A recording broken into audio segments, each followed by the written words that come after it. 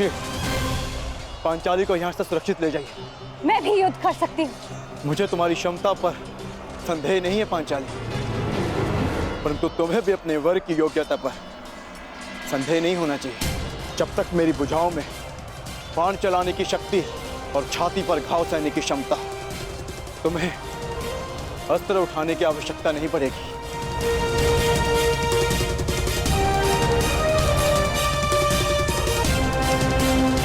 अंगराज, नियति सबको दूसरा अवसर नहीं देती, परंतु तुम्हें दूसरा अवसर मिला है। चयन करने में भूल मत कर बैठना।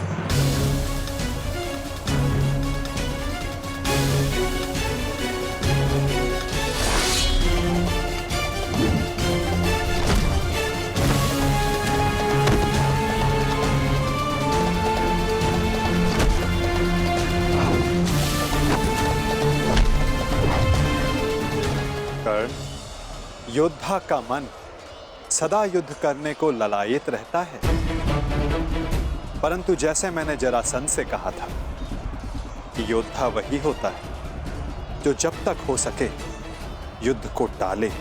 आपने एक और बात कही थी वासुदेव कि हम सब नियति से बंधे हैं,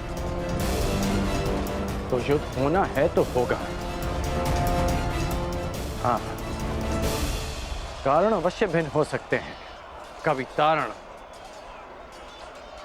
तो कभी शंका का निवारण।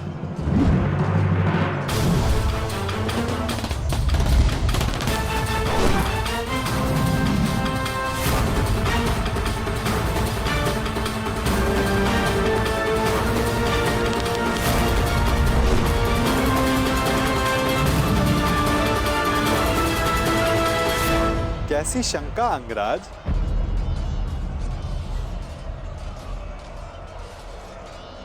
आप तो मेरा मन पढ़ सकते हैं ना वासुदेव, तो बताइए कि जो मेरे मन में चल रहा है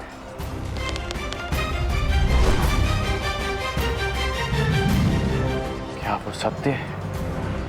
सत्य तो कुछ भी हो सकता है अंगराज, बस उसे सिद्ध करने के लिए प्रमाण की आवश्यकता होती है, और तुम्हारे शंका का निवारण केवल एक ही मार्ग है। तो प्रमाण के लिए ही युद्ध होगा।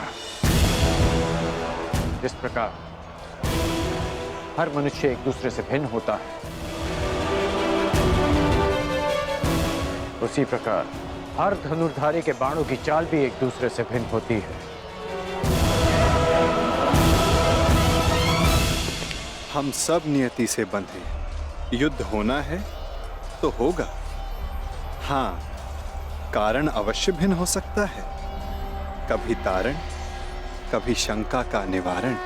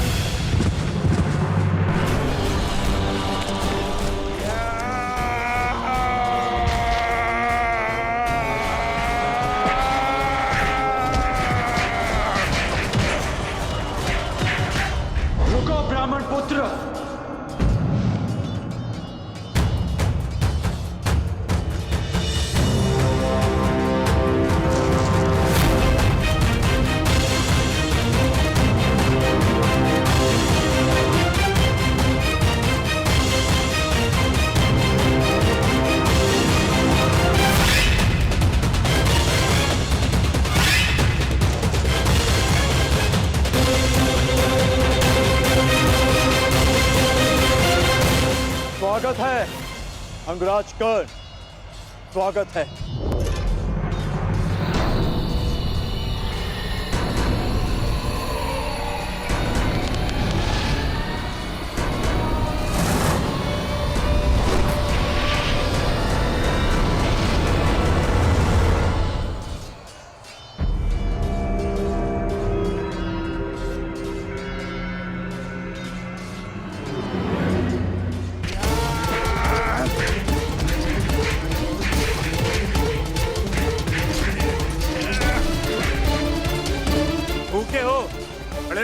ब्राह्मण अभी ये वृक्ष उखाड़ रहे।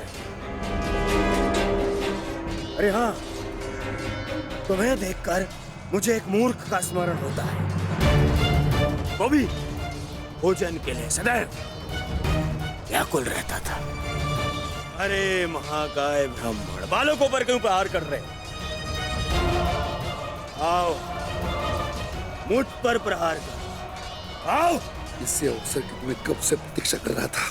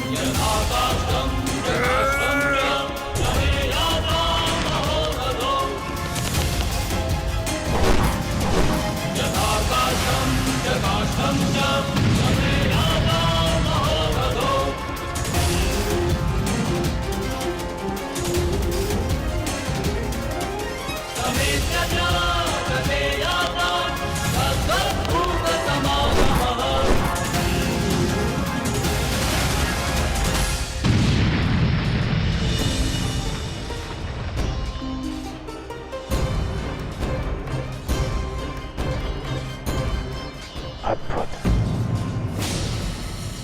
क्या तुम सच में ब्राह्मण हो वीर?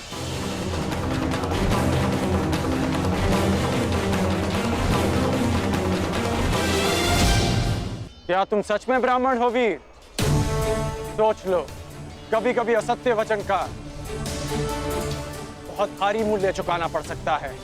अंगराज, युद्ध में वाणी से नहीं, धनुष से काम लो, अन्यथा यही तुम्हारे अंतिम शब्द सिद्ध होंगे।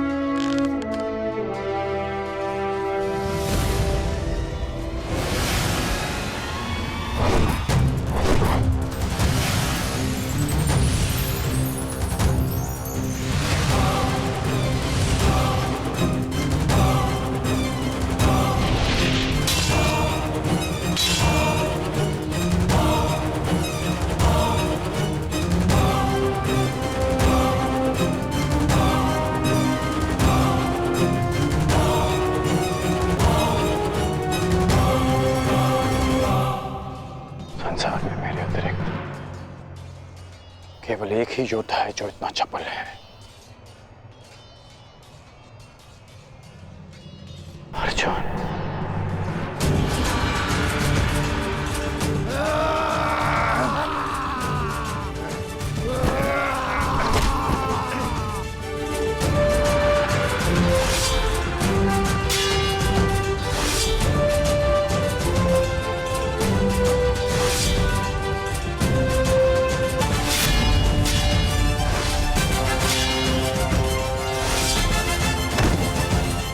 लाक्षागृह से जीवित बच निकले।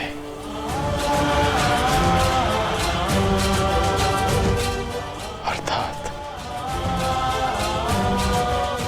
माता कुंती भी सुरक्षित है।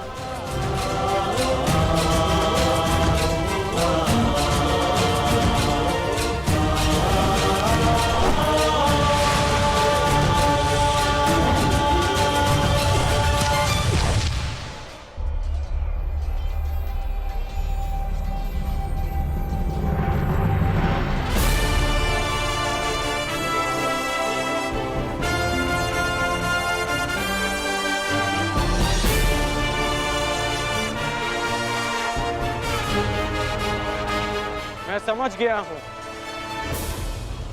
कि तुम एक महान योद्धा हो ब्राह्मण, और मैं ये भी जानता हूं कि तुम्हें इस युद्ध की आकांक्षा स्वयंवर में विजय की आकांक्षा से भी कहीं अधिक है। और आकांक्षा मेरी भी यही है कि ऐसे ही एक वीर से अपना अधूरा द्वंद पूर्ण करूं। परंतु वो अधूरा द्वंद युद्ध भूमि में पूर्ण होगा, किसी अभिमानी के स्वयंवर में नहीं। लंका का निवारण हो गया, अब इस युद्ध का कोई कारण शेष नहीं। मैं तुम्हारे उज्जवल भविष्य की कामना करते हुए इस युद्ध को यहीं समाप्त करता हूं। जाओ ब्राह्मण पुत्र, तुम्हारी माता तुम्हारी प्रतीक्षा कर रही हूं।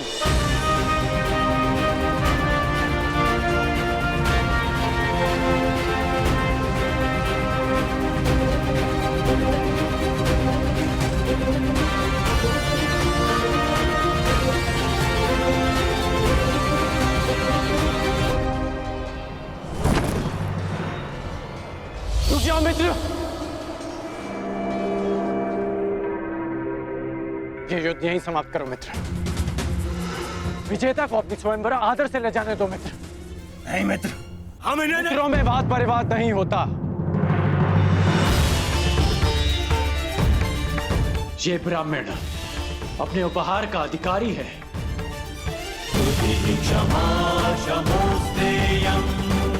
जाने दो इसे।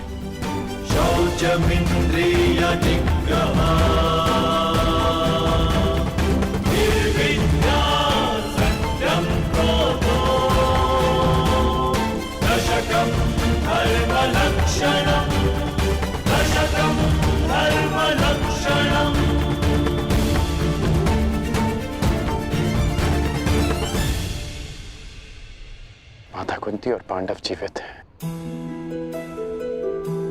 मेरे मन से एक बोझ उतर गया। अन्यथा लाक्षागृह की वो अग्नि मेरे मन को सदैव जलाती रहती।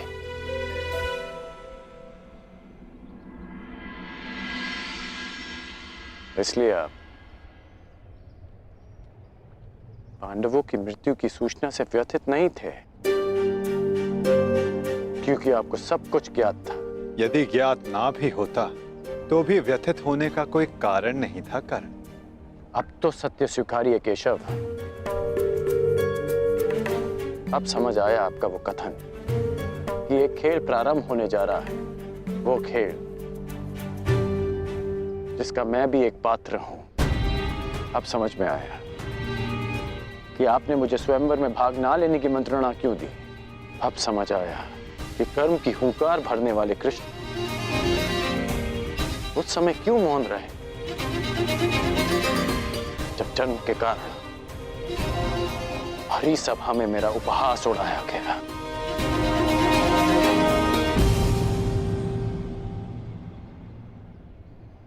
अर्जुन के लिए ही ना नटवर।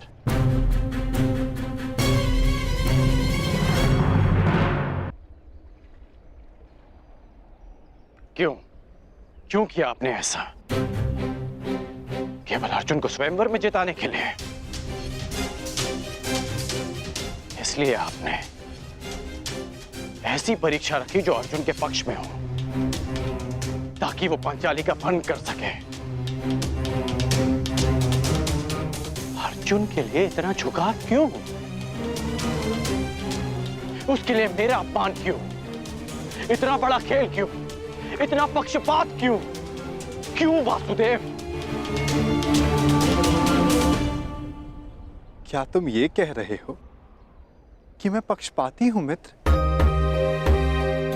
क्यों?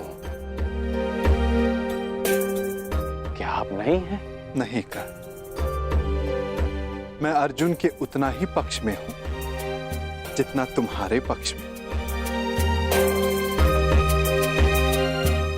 सत्य कहूं तो मैं सबके पक्ष में हूं और किसी के पक्ष में भी नहीं। ये तो कर्ता पर निर्भर करता है कि वो कौन सा पक्ष चुनता है मित्र। आप कुछ भी कहें, परंतु मुझे ज्ञात है कि ये खेल आप ही ने रचा है। ठीक है, यदि तुम ऐसा मानते हो तो क्या ये नहीं जानना चाहोगे कि मैंने ये सब कैसे किया? नहीं, मैं केवल ये जानना चाहूंगा कि आपने ये क्यों किया। प्रश्न बड़ा विकट है कर्ण। यदि विस्तार से इसका उत्तर दिया तो सुनने में तुम्हारा जीवन छोटा पड़ जाएगा, परंतु तुम्हारे शंका के निवारण के लिए मैं ऐसे संक्षिप्त में बताता हूं।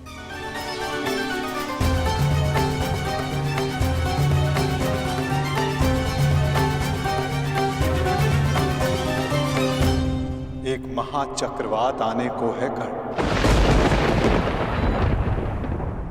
ऐसा विकराल चक्रवात जिससे कोई भी सुरक्षित नहीं रह पाएगा।